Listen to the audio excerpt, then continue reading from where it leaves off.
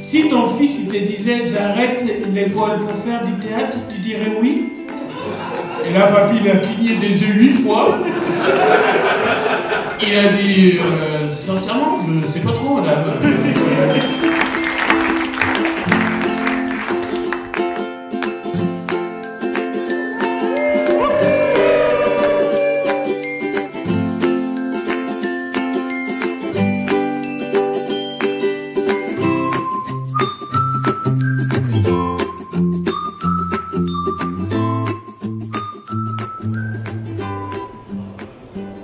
Les Assises de l'impro, c'est venu avec la création de l'association qui a amené ça, qui est Impro France. On travaille à plusieurs depuis longtemps sur l'idée qu'il faut, si ce n'est fédérer, en tout cas réunir les gens autour de cette pratique, parce que chacun développe dans son coin, fait plein de choses, fait plein de projets en enseignement, mais aussi en jeu, parce que c'est tous aussi des joueurs et ils vont tous à un moment donné sur la scène. Et tous ces gens-là, il y a eu plusieurs projets qui ont tenté de fédérer et au final ça s'est jamais vraiment fait.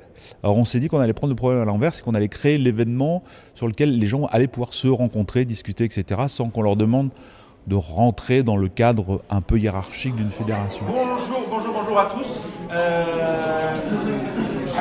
Je vous explique pas ce qu'on ressent nous de vous voir là pour ces premières assises, qui est un projet qu'on a dans les cartons et aussi dans le cœur depuis plus de 2 ans. De pouvoir le faire, ça a été juste génial. Donc de vous avoir ici, c'est super. Et on est ravis de vous accueillir. On a créé il y a 2 ans une association qui s'appelle Impro France, dont vous avez dû entendre parler, mais plus par ces assises qu'avant, parce qu'on n'avait pas encore fait grand-chose. Impro France, on l'a voulu, on l'a imaginé comme étant... Alors ça paraît peut-être un peu pompeux, mais en même temps, tous les arts longs, c'est comme le Centre national de l'improvisation théâtrale en France. C'est juste de se dire, on va travailler sur plusieurs piliers qui sont être un centre de ressources, être un centre de formation, un centre de recherche où on va pouvoir aussi faire état de la recherche, et un centre de rencontre, c'est-à-dire de dire, rencontrons-nous, quoi. Donc échange, rencontre, ressources, et voilà, tout ça se croise. Et Improsia, c'est vraiment, en tout cas, on est peut-être plus sur la rencontre, mais c'est tous ces savoirs-là qui se croisent, et c'est là où ça devient intéressant. Donc pour le moment, ça ressemble à ce qu'on avait imaginé, donc c'est plutôt bien.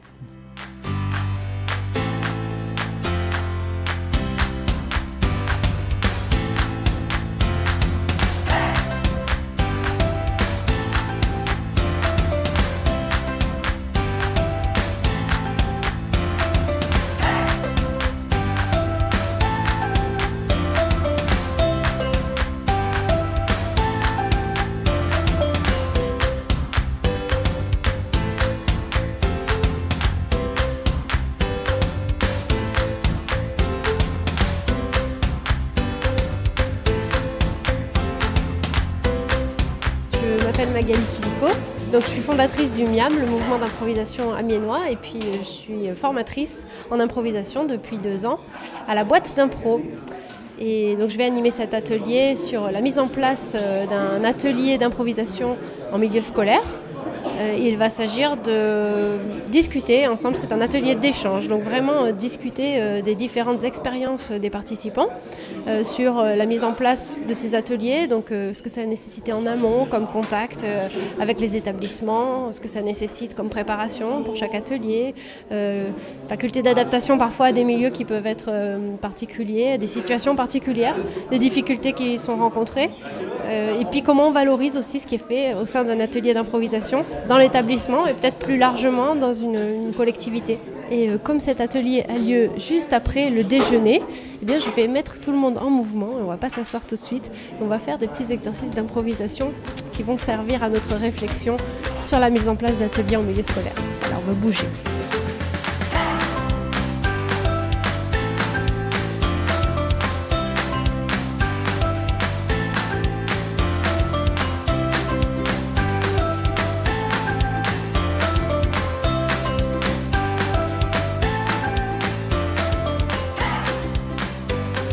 Bonjour, donc moi c'est Laure Philippe.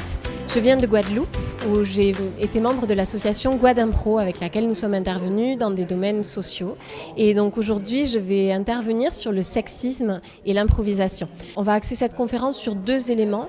Notre expérience en Guadeloupe dans le cadre d'un projet qui a été mené de prévention des violences faites aux femmes par la lutte contre les stéréotypes sexistes. Et ensuite on va être sur un débat très ouvert et un partage d'expériences sur le sexisme dans le monde de l'improvisation. La question de la transmission aussi, comment se positionner en tant qu'animateur quand on est confronté à des élèves qui posent la question ou qui jouent des situations sexistes. Donc on va essayer de dessiner les lignes de la lutte contre le sexisme grâce à l'improvisation théâtrale.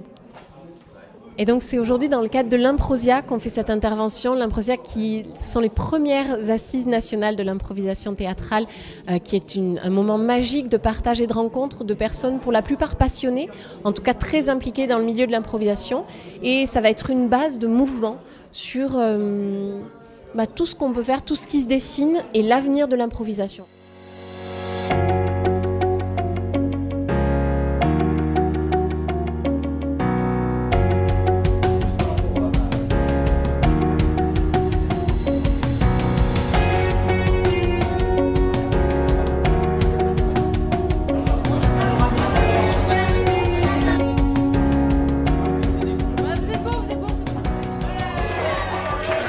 La programmation, c'est un peu moi qui l'ai organisée, mais je me suis forcément inspiré de plein d'autres personnes et de me donner des noms, etc. Bon, parce que je suis pas au fait de tout ce qui se passe.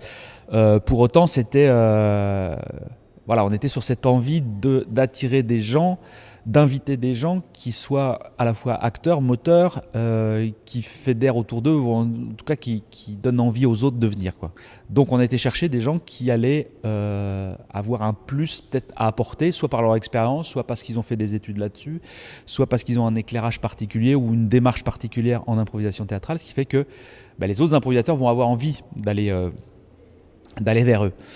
Ce qui est étonnant et super, et ça c'était plutôt imprévu, c'est que la plupart des invités, des gens qu'on a fait venir, sont devenus à leur tour des participants et on les retrouve dans les autres ateliers et ils s'investissent aussi en tant que participants à aller écouter les autres et apprendre aussi à droite et à gauche, et ça c'est génial parce que du coup la volonté d'échange elle est flagrante, quoi. Bonsoir. Merci d'être là. On est tous un peu réunis pour le monde de l'improvisation théâtrale. Et moi, en fait, le monde de l'improvisation théâtrale m'a apporté tellement dans la vie que ça se sent et ça se ressent tous les jours dans mon quotidien. Et je remercie cette compagnie qui est Déclic Théâtre, qui m'a été présentée en 6e quand j'étais au collège Gustave Courbet à Trappes. Est-ce que si ton fils il te disait j'arrête l'école pour faire du théâtre, tu dirais oui? Et là papy il a cligné des yeux 8 fois. Il a dit sincèrement je sais pas trop madame. Il a dit bon aujourd'hui comme tu sais pas, tu vas savoir, c'est ton fils aujourd'hui. Tu fais comme si c'était le tien. Je ne veux pas entendre qu'il fasse des conneries dehors, des choses comme ça, tu te débrouilles. Et là, elle est partie. Et là, papy s'est tourné vers moi, il a fait « On est dans la merde !»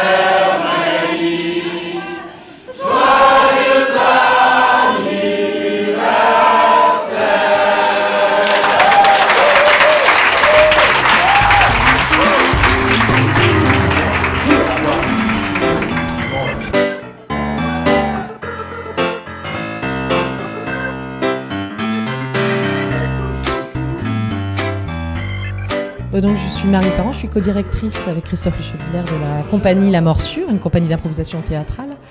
Et aujourd'hui, j'intervenais sur le public empêché et l'improvisation théâtrale, l'improvisation appliquée. Ce que j'avais envie de faire passer sur cet atelier, c'était de dire que l'obsession à laquelle on doit se confronter en tant qu'auteur, metteur en scène, artiste, interprète et improvisateur, c'est la quête de l'auteur. Et donc qu'on soit empêché sur le plan cognitif, en souffrance psychiatrique ou en handicap de quelque ordre que ce soit, pour moi un atelier d'improvisation doit mettre en place le cadre pour que notre auteur soit révélé et notre monde, aussi loin qu'il puisse être, soit révélé également. Donc on cherche l'artiste, on cherche l'auteur chez ces personnes-là, on cherche à rendre visible le monde invisible. Et il ne s'agit pas de former les gens, il ne s'agit pas de guérir les gens, nous on ne s'inscrit pas dans une recherche thérapeutique. Si l'endroit de la création permet de transformer et de sublimer, c'est bien ça l'objectif d'un artiste, c'est de sublimer sa matière, y compris sa souffrance ou son empêchement, et ben c'est intéressant. Mais par contre, tout ce que l'on met en place avec les publics déficients, en souffrance, etc., c'est la quête artistique et la quête de création. Voilà en gros ce qui se passait. Et moi, je suis très contente d'être venue à Improsia pour parler de ça, pour qu'on puisse partager une expérience et aussi un parti pris radical. Voilà.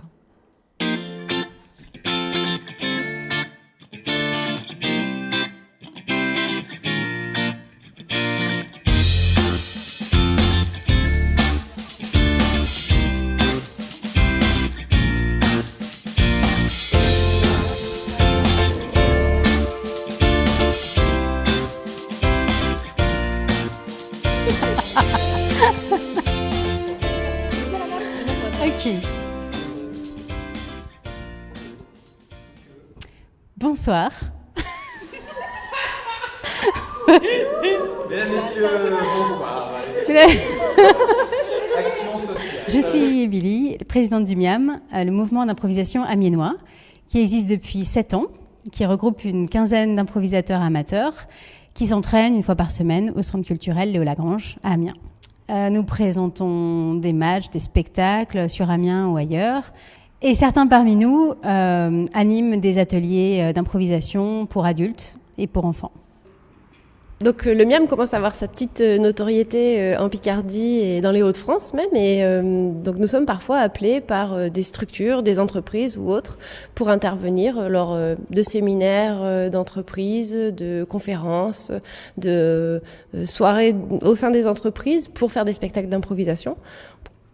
Donc plusieurs d'entre nous ont participé en 2015 à la formation de formateurs en improvisation théâtrale proposée par Improforma, donc animé par JB Chauvin et Papy, Alain Degois. Et suite à cette formation, donc, on a gardé contact et échangé par rapport au projet de développement de l'improvisation théâtrale.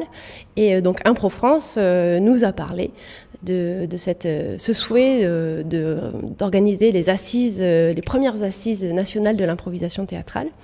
Et étant à Amiens, et donc pas si loin que ça de Paris, on a proposé en fait de l'organiser ici, ayant accès facilement à des salles avec le partenariat avec l'université Picardie-Jules Verne, et puis ayant voilà, des ressources et des moyens humains très motivés et dynamiques. On s'est proposé de prendre en charge une partie de l'organisation et de l'animation tout au long de ces 3 journées.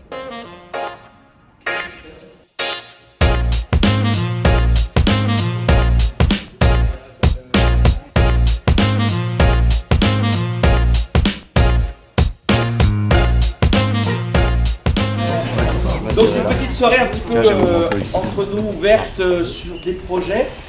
J'ai un petit peu répondu aux appels, j'avais lancé un petit peu un appel, et il y a eu quelques retours et 2 choses qui me paraissaient intéressantes. Et puis, des fois même des choses qui me... Alors pour le coup c'est le cas de Viviarco, ils sont venus vers moi avec leurs propositions et je me suis dit, je ne sais pas tout ce qu'ils ont raconté mais ça va être sûrement intéressant. Juste pour resituer le principe, on essaie de se donner un quart d'heure par petit projet en laissant 5-10 minutes de questions-réponses. Et puis après, on passe au projet d'après. Et on a fait un site internet en 3 mois, donc tous les deux, un peu dans notre idée de justement regrouper les stages qu'on voyait dans notre écosystème d'improvisation et de théâtre principalement. On a mis en place avec nos partenaires éducatifs, les professeurs et les équipes éducatives universitaires, un travail et qu'on souhaite, après l'événement, pérenniser sur de l'évaluation de la notation pratique artistique. Et donc l'idée de vous le partager, c'est aussi de voir si ça existe dans vos régions et de voir comment, si toutefois il y avait des échos, on pourrait travailler ensemble. Le livre s'appelle Alain Knapp. Alain Knapp et la liberté dans l'improvisation théâtrale. C'est un peu comme une aventure de Tintin. Et il y a un sous-titre, c'est Canaliser ou émanciper. Du coup, le propos, ça a été de leur dire à tous ces gens, écoutez, on va essayer, je vous demande absolument, presque rien. La seule chose que je vous demande, c'est d'essayer d'avoir toutes vos représentations la même semaine. Il y a un axe central à la compagnie qui est le spectacle fondateur, qui est We Are Family de cette compagnie. Et ce spectacle fondateur, en fait, a créé un univers avec des personnages, un univers esthétique, qui nous a permis aussi de trouver une voie qu'on a voulu explorer. Et puis donc avec cette double casquette, la curiosité de la culture de l'improvisation et puis mon expérience de grande multinationale, je me dis je vais faire un truc sur l'impro et je ne veux pas que ce soit subventionné.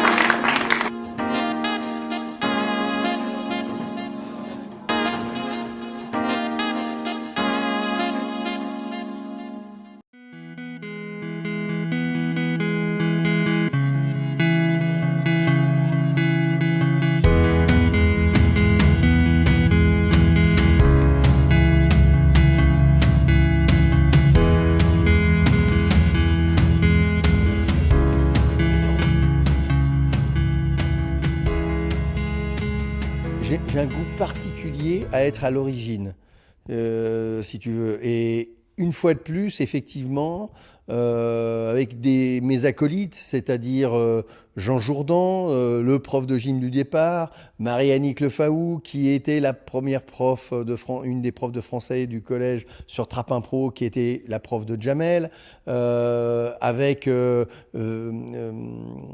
Isabelle Régnier, qui, elle, et une prof qui faisait partie de mon premier atelier à Elancourt. Donc, avec tous ces gens de l'origine, je dirais, du développement du match d'improvisation théâtrale, collège, ville et autres, on a eu envie de se dire, ça serait quand même intéressant qu'on fasse un point au bout de 30 ans de où est-ce qu'on en est, quelle est l'image quelle photographie on pourrait faire dans cet instant T de l'improvisation théâtrale dans ce pays. On ne savait pas si les gens allaient nous suivre. On s'est dit on va se retrouver à 20 personnes à se regarder dans le blanc des yeux. Ben, on dépasse les 100 personnes, donc il y a vraiment, on répond, je pense, quelque part à un vrai besoin de se reconnaître. Et on se rend compte de la maturité, en fait, de cette discipline. Moi, c'est ça que je trouve fort. On voit bien qu'il y a une...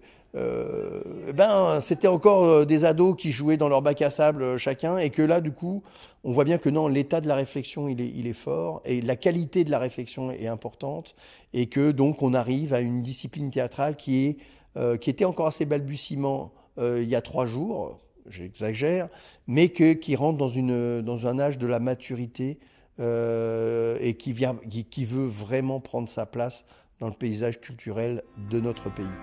Et ça, c'est important.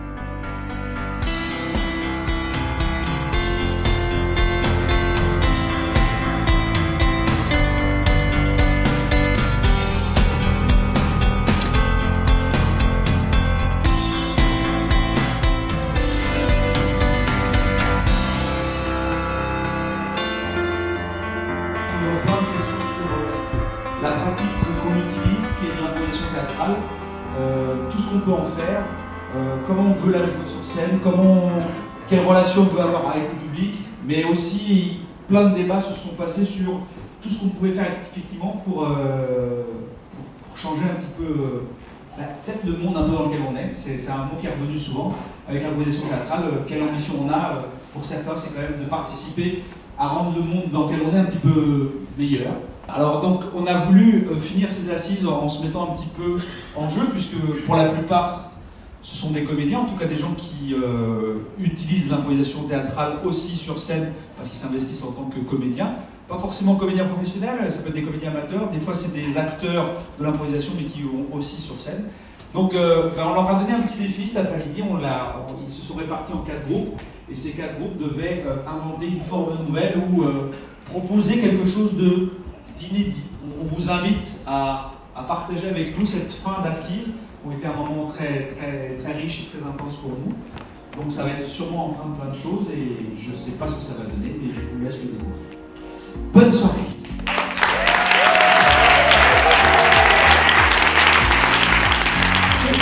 On va avoir ici, on avançait un tableau. Voilà, il y a un tableau qui est assez grand, c'est un grand format, mais on ne sait pas du tout ce qu'il y a dessus. Les 7 comédiens vont partir dans le public, chacun va choisir une personne et va lui demander un élément du tableau. Déjà, je suis désolé.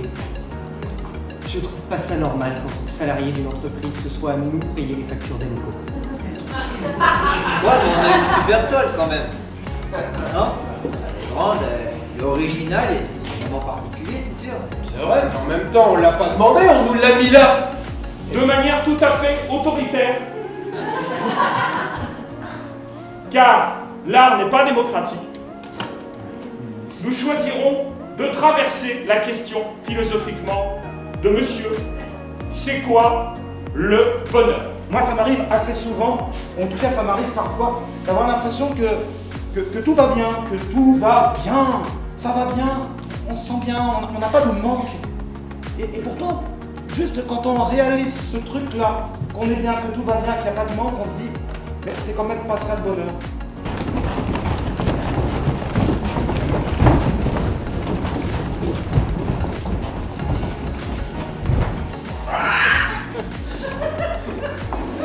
Tu vas pas te calmer quand tu fais des blagues.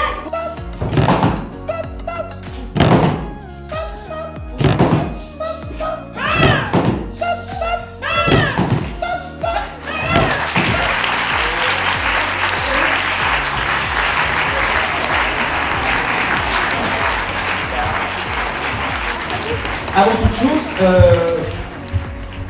avec tous ces improvisateurs qui viennent de toute la France, on voulait quand même d'abord dire un immense merci au mouvement d'improvisation d'Amiens qui nous a accueillis.